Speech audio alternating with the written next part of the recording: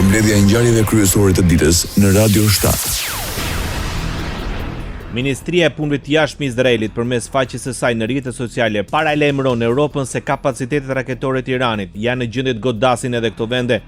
Në një grafik të publikuar nga Qendra për Studime Strategjike dhe Mbrojtje shfaqet një hartë me rreze të ndryshme goditje. Ato shtrihen nga 300 km deri në 2500 km. Në këtë mënyrë, kjo bën që një pjesë e konsiderueshme e Europës juglindore, ku përfshihet dhe Shqipëria, Kosova, Maqedonia e Veriut, Malizi dhe Serbia të jenë pjesë potenciale e rrezikut. Pak ditë më parë, raketat iraniane goditën dhe një bazë amerikane në Qipro duke shkaktuar përshkallëzimin e parë të konfliktit dhe në vendet europiane. Ndërsa një ditë më parë, sekretari i përgjithshëm i NATO-s, Mark Rutte, garantoi paprekshmërinë e të gjitha anëtarëve të saj në një vizitë zyrtare në Republikën e Maqedonisë së Veriut. Sekretari i përgjithshëm i NATO-s, Mark Rutte, nga kuvendi i Maqedonisë së Veriut, premtoi mbështetje për të gjitha vendet e aleancës në rast të shtrirjes së konfliktit në territoret e tyre. Gjatë fjalimit të mbajtur përpara deputetëve, Mark Rutte deklaroi se aleatët qëndrojnë krah për krah sa herë që përballen me një botë të rrezikshme dhe të paqëndrueshme. Si deputet, unë mbështetem tek mbështetja juaj dhe tek artikulimi i rëndësisë së investimeve në mbrojtje. Si aleat, duhet të bëjmë gjithçka për të rritur prodhimin e kapaciteteve mbrojtëse dhe pikërisht për këtë arsye punojmë çdo ditë për të rritur prodhimin, mbrojtjen transatlantike, bashkëpunimin dhe inovacionin, deklaroi sekretari i përgjithshëm i NATO-s Mark Rutte gjatë vizitës zyrtare në Republikën e Maqedonisë së Veriut. Ankaraja reagon pas neutralizimit të një municioni balistik të lëshuar nga Irani drejt hapësirës ajrore turke. Ministri i Jashtëm Hakan Fidan i përcolli shqetësimin homologut iranian Abbas Arki. Gjatë bisedës telefonike, Fidan kërkoi të shmanget çdo hap që mund të çojë në përshkallëzimin e konfliktit. Municioni balistik u neutralizua nga një site e mbrojtjes ajrore raketore të NATO-s në mesdheun lindor pasi kaloi nëpër Irak dhe Siri. Bazat ushtarake britanike në Qipro po qëndrojnë në gjendje gatishmërie të lartë për të parandaluar sulme të reja pas dronit iranian që goditi të hënën. Nuk pati të lënduar dhe dëmi ishte minimal, por sulmi e solli konfliktin në tokën europiane. Autoritetet qipriote thonë se po monitorojnë situatën dhe janë në kontakt me shtetet anëtare të Bashkimit Evropian si dhe me vendet e lindjes së mesme. Pas kësaj ngjarje, dy anije luftarake greke u nisën drejt Qipros. Ministri i Mbrojtjes Nikos Dendias tha se njëra nga anijet luftarake është e pajisur me sistem kundër dronëve. Ai gjithashtu tha se Greqia do të dërgojë avion luftarak në Qipro. Bazat amerikane në lindjen e mesme vijojnë të jenë prej sulmeve me raketa nga Teherani, ndërsa koalicioni Shëbaj-Izrael godet objektivat ushtarake në Iran. Sipas Ministrisë së Mbrojtjes së Katarit, vendi u sulmua me 2 raketa balistike iraniane. Njëra nga këto raketa u kap nga sistemet e mbrojtjes, ndërsa tjetra goditi bazën ajrore amerikane në Al Udeid, më e madhe në rajon. Ndërsa ushtria amerikane njoftoi se ka goditur gati 2000 objektiva në Iran në kuadër të një operacioni të gjerë ushtarak që po zhvillohet paralelisht me sulmet izraelite në rajon, duke degraduar rënd mbrojtjen ajrore të Iranit dhe duke shkatruar qindra raketa balistike, lançues dhe dron. Ndërsa zëdhënësi i forcave të mbrojtjes së Izraelit njoftoi se sulmet e saj kishin si shënjestër Selit e Basit, një forcë paramilitare lidhur me Garda e Revolucionit Islamik, si dhe drejtorinë e furnizimit dhe logjistikës të lidhur me forcat toksore të regjimit. Kryeministri izraelit Benjamin Netanyahu paralajmëron se operacioni në Iran nuk do të zgjasë pafund. Në intervistë për Fox News, ai tha se regjimi iranian është në pikën më të dobët që nga momenti kur mori pushtetin 47 vite më parë. You're not going to have an endless war. And Iran, this terror regime in Iran is the weakest point that it's been here since it hijacked Iran from the brave Iranian people 47 years ago. So this is going to be a quick and decisive action. Sipas tij, ky do të jetë një veprim i shpejtë dhe vendimtar. Netanyahu shtoi se zhvillimet mund të hapin rrugën për marrëveshje të reja paqe me vende arabe dhe muslimane. I think Saudi Arabia will have a lot to gain. I think all these countries around Iran are threatened by Iran. I think they want to see this regime go down even if they don't publicly say that. Arabia Saudite ka shumë për të fituar. Të gjitha këto vende ndihen të kërcënuara nga Irani dhe duan që regjimi të bjerë, edhe nëse nuk e thon publikisht, deklaroi Benjamin Netanyahu. Ministri izraelit i mbrojtjes, Israel Katz, paralajmëroi se çdo udhëheqës e emëruar nga regjimi iranian për zëvendësuar Ali Khamenei do të jetë një objektiv i qartë për eliminim. Ne do të vazhdojmë të veprojmë me forcë të plotë së bashku me partnerët tanë amerikanë për të çmontuar aftësitë e regjimit dhe për të krijuar kushtet që populli iranian ta përmbys dhe ta zëvendësojë atë, shton Katz. Ky reagim erdhi pasi Asambleja e Ekspertëve e Iranit zgjodhi Mojtaba Khamenein, djalin Ali Khamenei, si udhëhesin e ardhshëm. Më 28 shkurt nga sulmet e përbashkëta të Izraelit dhe SBA-s në Iranit, mbeti i vrarë lideri suprem i Iranit, Ali Khamenei.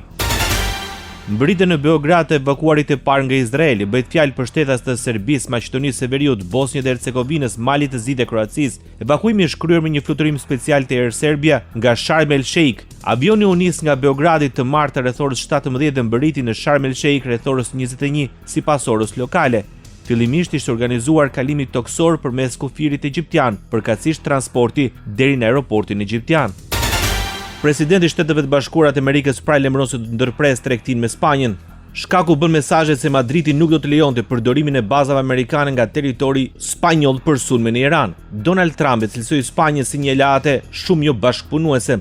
Some of the European, like Spain, has been terrible. Për kreun e shtëpisë së bardhë, qëndrimi i Madridit nuk ishte në përputhje me pritshmëritë e Shteteve të Bashkuara në një kohë kur situata ndërkombëtare është e tensionuar. In fact, I told Scott to cut off all dealings with Spain. Ai deklaroi se ka udhëzuar sekretarin e thesarit Scott Bessent dhe ekipin ekonomik që të shqyrtojnë hapat konkret për të ndërprerë të gjitha marrëdhëniet tregtare dhe financiare me Madridin nëse nuk arrihet një marrëveshje apo ndryshim qëndrimi. Spanja e konsideroi një ndërhyrje ushtarake të pajustifikuar dhe të rrezikshme sulmin amerikano-izraelit në Iran. Kryeministri socialist spanjoll Pedro Sánchez dënoi veprimin e një anshëm ushtarak të SBA-s dhe Izraelit kundër Iranit, duke paralajmëruar se ai po kontribuon në një rend ndërkombëtar më armiqësor dhe më të pasigurt.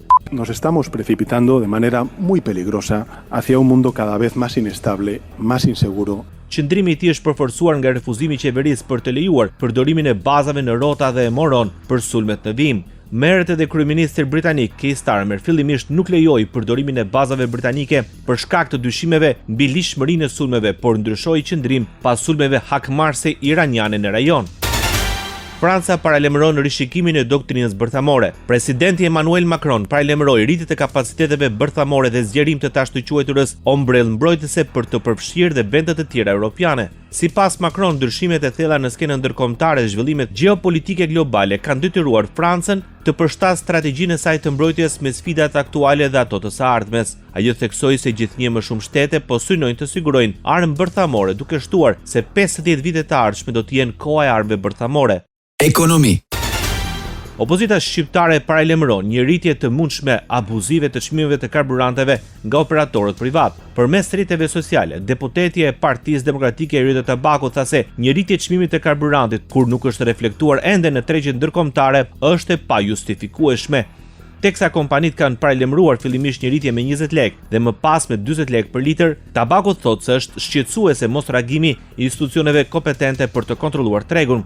Njoftimi i kompanive të karburantit në Shqipëri që do të rriten çmimet së pari 20 lekë, më pas 40 lekë për litër, habiti shumë kënd. E para për arsyeën e thjeshtë sepse çmimi nuk është rritur akoma në bursa. Dhe e dyta, sepse ky që nga një çmim i përcaktuar. Çfarë bën Autoriteti i Konkurrencës? Çfarë bën qeveria shqiptare për të kontrolluar këtë treg që sot i ka çmimet shumë më të larta se rajoni, që i ka çmimet të paktën 30 deri në 40% më të larta se vendet fqinj, duke nisur nga Maqedonia e Veriut dhe duke vazhduar në Malin e Zi. Deputetja e Partisë Demokratike mbyll reagimin e saj duke thënë se rritja e çmimeve është një abuzim i hapur në kurisë të qytetarëve dhe se tregu i karburanteve në Shqipëri nuk funksionon sipas parimeve të konkurrencës së lirë dhe ekonomisë së tregut. Rritja e çmimeve në këtë mënyrë abuzive në kurisë të qytetarëve, në kurisë të bizneseve që përdorin karburantin edhe për nevojat e tyre është vjedhje. Është korrupsion i hapur. Nëse do kishim një shtet që do funksiononte dhe nëse do kishim mekanizma që kontrollonin organizimin e këtyre kompanive dhe mënyrën si përcaktohen çmimet, nëse do kishte një ekonomi të mirëfill tregu, një treg të hapur dhe konkurrencë, kjo nuk do të ndodhte. Kriza e mundshme energjetike për shkak të sulmit amerikano-izraelit në Iran vendos të lëvizje strukturat qeveritare në Maqedoninë e Veriut për të garantuar popullatën se nuk ka vend për rrezik të rritjes së çmimeve. Ministria e Energjetikës, Sanja Bozhinovska, informoi se rezervat shtetërore të naftës janë të qëndrueshme dhe garantojnë sigurinë e furnizimit me derivatet e naftës. Ministria njoftoi se situata aktuale energjetike dhe rreziqet e mundshme gjeopolitike po monitorohen nga afër. Sipas saj, aktualisht importi i derivateve të naftës po zhvillohet pa probleme dhe si një mekanizëm shtesë sigurie është siguruar tubacioni i produkteve Selanik Shkup, i cili lejon rrjet të vazhdueshme të gjitha llojeve të derivateve të naftës. Ekonomia e Maqedonisë së Veriut vijon rritjen e qëndrueshme. Në 3 mujonin e 4 të vitit 2025 ajo shënoi një rritje me 3.8%, ndërsa për gjithë vitin 2025 rritja e prodhimit vendor bruto është 3.5%. Sipas ministres financave Gordana Dimitreska Koçovska, këto të dhëna e rëndisin vendin ndër shtetet me rritjen më të lartë të prodhimit të brendshëm bruto në rajon dhe në Bashkimin Evropian. Nëse krahasojmë me vendet e rajonit, rritja në Serbi është 2.2%, në Kroaci 3.6%, në Bullgari 3%, Sloveni 2% e kështu me radhë, deklaroi ministrja e financave Gordana Dimitreska Koçovska. Aktualitet.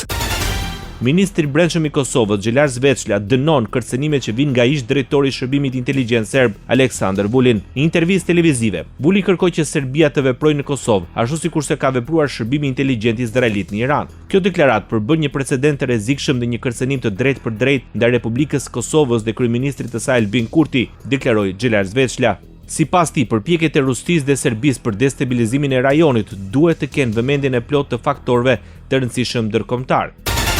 Ministria e Punëve të Jashtme dhe Diasporës së Republikës Kosovës dënoi incidentet e ndodhura në ambientet e jashtme të ambasadës Kosovës në Berlin. Në to vendosën etiketa fyese me përmbajtje shoviniste në gjuhën serbe mbi pllakatin identifikues të objektit. Sipas njoftimit zyrtar, mbi shkrimet përmbanin slogane nacionaliste dhe luftënxitëse duke përfshirë mesazhe si nuk ka dorëzim, Kosova është Serbi dhe thirrje të tjera propagandistike dhe përçarëse. Politik.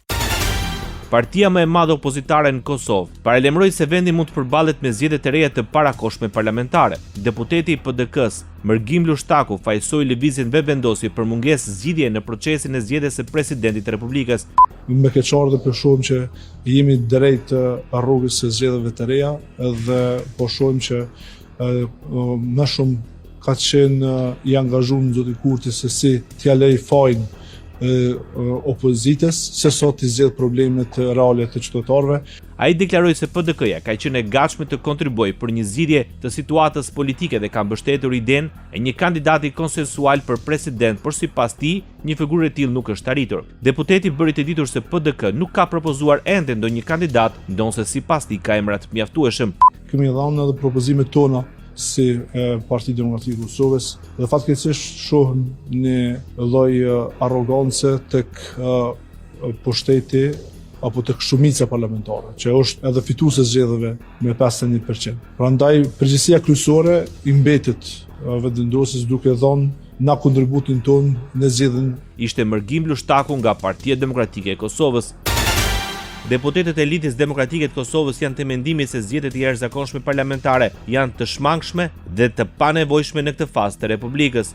Në këtë përfundim është arritur pas takimit të 15 deputetëve të LDK-s. Mbledhja erdhi pas takimit të kryetarit të Lidhjes Demokratike të Kosovës Lumir Abdigjiku me kryeministrin Albin Kurti. Zëdhënësi i LDK-s Besian Mustafa tha se kjo parti kërkon edhe konsensus të gjerë politik, pra një kandidat që vjen si pajtueshmëri nga të gjithë partitë politike ose një marrëveshje politike klasike mes të dy partive dhe në këtë rast asaj në pushtet dhe Lidhjes Demokratike të Kosovës. Do thashë një marrëveshje politike në mes të dy partive, fillimisht do diskutonin parimet të si do dukej presidenti i ardhshëm, pastaj do të flasim për kriteret specifike që duhet kërkesonte një kandidat specifik, pastaj bazuar në këto kritere të pajtuara në mes të dy palëve, nëse po flasim për marrëveshje politike, do të flisnim për emra të veçantë. Lidhur me spekulimin në media se nga Kurti është propozuar Glauk Konjusa për president, Mustafa ka thënë se nuk mund të përgjigjet për gjëra hipotetike. Kemi dëgjuar, e kam parë dhe unë në medje, por po flas zyrtarisht, nuk ka një propozim. Propozim konsiderohet kur ke 30.000 shkrime në Kuvendin e Kosovës. Deri tash nuk kemi asnjë propozim zyrtar formal. Gjykata kushtetuese rrëzon zgjatjen e masë arrest shtëpie ndaj kryetarit të Partisë Demokratike Sali Berisha. Vendimi u mor pas shqyrtimit të ankimimit të paraqitur nga ish-kryeministri. Kushtetuesja vlerëson se masat e sigurisë duhet të jenë proporcionale dhe të arsyetuara në çdo fazë të procedimit penal. Përjedhoi. Ajo deklaroi se periudha e qëndrimit të Berishës në arrest shtëpie nuk ishte në përputhje me qëllimin e vendosjes së masës dhe nuk lidhej më me mbarvajtjen e procesit penal, por vetëm me mosrespektimin e një urdhërimi të mëparshëm gjyqësor. Më 3 janar 2025, gjykata e posaçme apelit vendosi ndaj tij masën e sigurisë detyrim paraqitje, të cilën ai ka vejuar të zbatojë deri më sot. Ndoqët edicionin informativ të lajmeve në Radio 7, zëri pozitiv i qytetit.